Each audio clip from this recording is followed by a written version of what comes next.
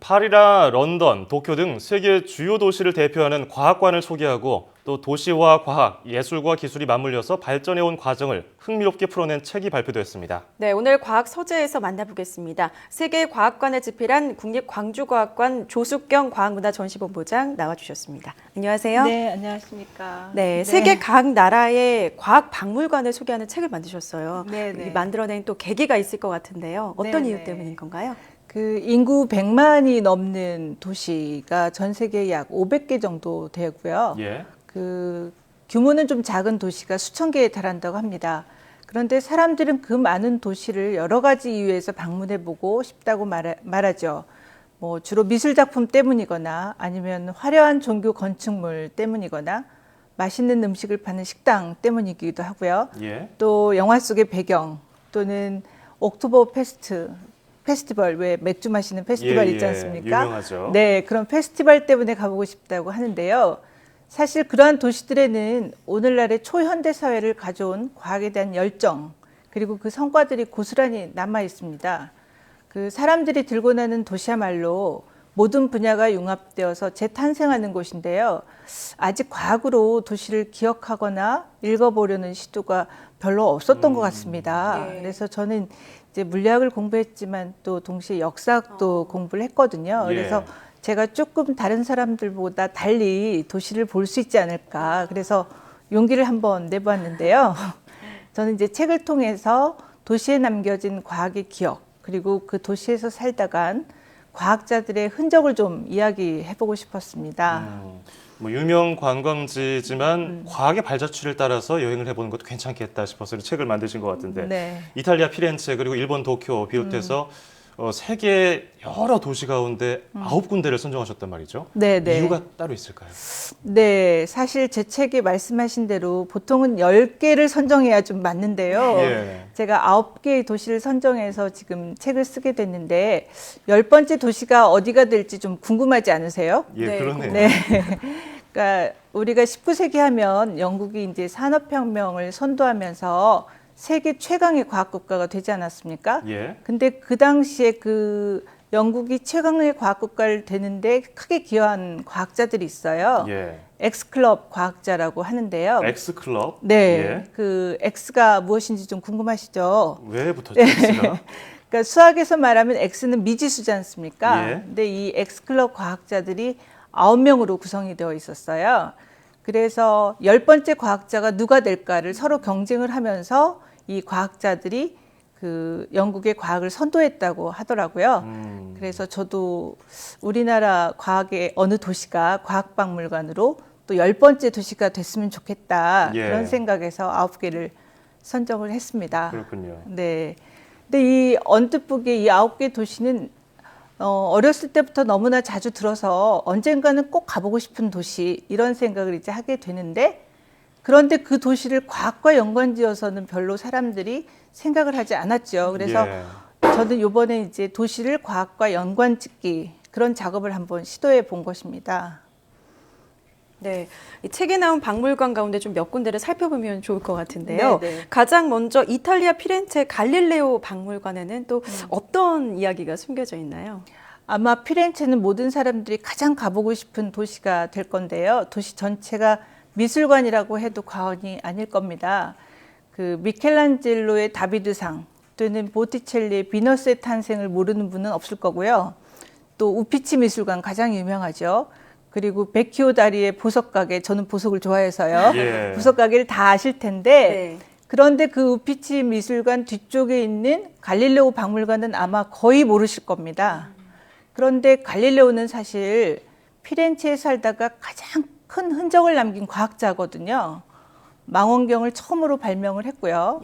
그래서 목성의 위성을 발견을 하게 되죠. 그리고 발견한 목성의 위성에 그 당시에 그 지역의 통치자인 메디치 가문의 별들이라는 이름을 붙였습니다. 그래서 궁정 수학자라는 지위를 얻게 되었는데요.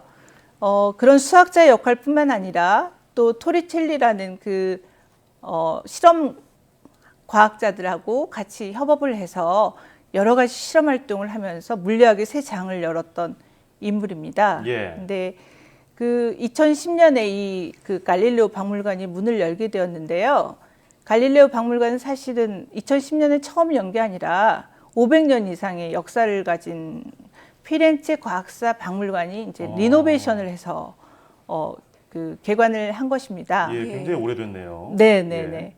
그런데 여기 이제 소장품들이 메디치 가문이 소장했던 여러 가지 그 특이한 세계 지도를 비롯한 특이한 것들, 그리고 실험을 했던 각종 실험 기구들이 이제 천체 관측 기구들과 같이 소장되어 있는데요. 예. 아주 흥미로운 전시물이 하나 있습니다. 그것은 이제 300년 전에 사라졌던 갈릴레오의 오른손 가운데 손가락. 그게 이제 전시물로 예. 되어 있는데요. 자극적이네요. 예. 네, 네. 네. 예. 근데 이제 갈릴레오는 1642년에 뉴턴이 태어나던 해 사망을 했거든요. 예, 근데 예. 갈릴레오의 그 무덤을 1737년에 산타크로체 성당으로 이전을 하게 되었는데요. 예. 그때 이제 갈릴레오를 너무나 추모했던 그 안톤 프란체스코 골이라는 사람이 있었어요. 근데 그 사람이 이제 손가락 3개를 잘라갔다고 합니다. 아하. 그리고 이제 그래서 그 손가락이 비밀리에 이제 이렇게 경매되다가 한 300년 전부터는 어디로 갔는지 행방이 묘연해졌어요. 예. 근데 어느 날 이제 한 수집가가 경매장에서 그 손가락을 발견을 해서 그것이 무엇일까 궁금해서 그거를 피렌체의 과학사 학회에 이제 기증을 했는데 그것이 바로 잃어버렸던 갈릴레오의 손가락이었습니다. 아, 네. 저도 그 갈릴레오의 가운데 손가락 보러 한번 가보고 싶은데. 네. 자, 그런가 하면은 이 매해 연말이 되면 주목되는 거 노벨 과학상이 발표되는 스웨덴 스톡홀름에 있는 노벨 과학관도 재밌을 것 같거든요. 그쪽의 네, 분위기는 또 어떻습니까? 네, 해마다 10월이 되면 사람들의 관심이 이제 스웨덴의 스톡홀름에 집중되는데 예. 그 스톡홀름이 그렇게 유명하게 된 데는 그 알프레드 노벨 그 다이너마이트를 발명해서 엄청난 부를 획득한 노벨 때문이죠. 예. 근데 평생 이제 독신으로 살면서 전 재산을 사회에 이제 환원을 했는데 그때부터 그러니까 노벨 사후인 1901년부터 노벨 과학상이 이제 제정이 되어서 인류 발전에 지대한 공헌을 이룬 과학자들에게 이제 상이 수상이 됐습니다. 예. 근데 이제 스톡홀름에 있는 그 노벨 박물관은요, 그로부터 100년이 지난 2001년에 그러니까 노벨상 제정 100주년을 기념하기 위해서 노벨 재단이 이제 설립한 곳인데요. 특히 이곳 노벨 박물관이 이제 제시하고 있는 게 창의성이라는 게 도대체 무엇이냐? 개인이 창의성을 가지고 있는 것이냐? 아니면 사회 전체가 창의성을 키워내는 것이냐? 이런 중요한 화두를 던졌고요. 이곳에 가시면 이제 노벨상을 받은 700여 명의 노벨상 수상자들이 그 짧은 영화로 그 제작이 되어 있어서 그 부분을 또 만나실 수가 있습니다. 그리고 이제 그 우리나라에서도 노벨상을 수상했죠. 김대중 전 대통령의 그 전시관도 한켠에 마련되어 있습니다. 이곳에 가시면 사실 노벨상에 관련된 모든 것을, 궁금한 모든 것을 다 만날 수 있다라고 이제 생각하시면 되겠는데요. 예. 1층 카페에 가시면은 이제 의자가 있는데 그 의자를 뒤집어 보면 거기에 노벨상을 수상했던 사람들의 친필 사인이 다 있고요. 예. 또 카페테리아에 가면 노벨상 수상자들에게 이제 제공되는 노벨 만찬이 있어요. 근데 그 노벨 만찬에 서빙되는 그 디저트 음식도 맛볼 수가 있죠. 거기 가면. 그리고 이제 노벨상 하면 사실 내용이 굉장히 어렵지 않습니까? 그 어려운 내용들을 좀 쉽게 설명하기 위해서 최근에 이 노벨 박물관에서 프로젝트를 하나 하고 있는데요.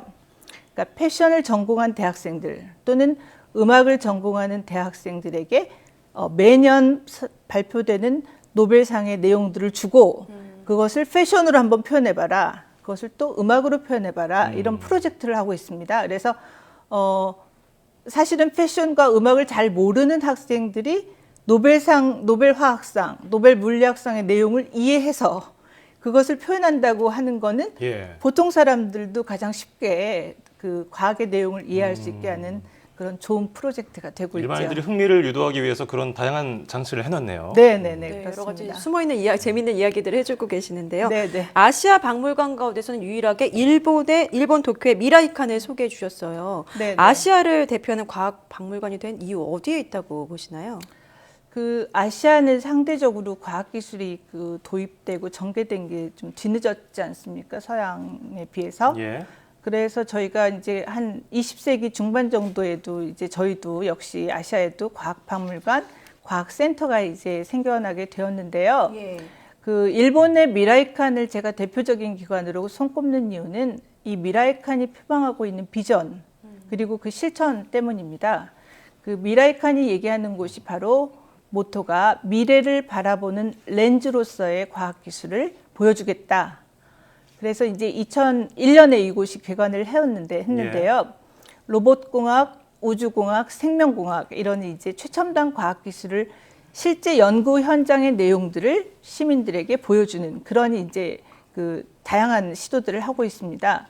특히 그 달리면서 쇼를 하는 로봇 아시모가 이제 사람들에게 굉장히 인기를 끌고 있으면서 예. 그 다가올 미래 세대 로봇과 인간이 어느 정도나 상호작용을 할 수 있을지 거기에 대한 이제 궁금증을 사람들이 느끼게 한번 해주고 있고요. 또 대표 전시물로는 중앙홀에 거대하게 매달려 있는 지오코스모스라는 그 전시물이 있습니다. 근데 이 지오코스모스는 그 12,000개의 발광 다이오드로 되어 있고요. 예. 여기에는 실제 나사에서 24시간 전에 데이터를 받아서 그것을 이제 실시간으로 보여주는 그 일을 하고 있습니다. 또 한 2100년 정도의 기후 변화가 어떻게 될지, 수온이 어떻게 바뀔지 그거를 이제 시뮬레이션을 통해서 보여주고 있기 때문에 그 우리의 미래를 좀 생각하게 하는 그런 측면이 있다고 생각이 듭니다. 네.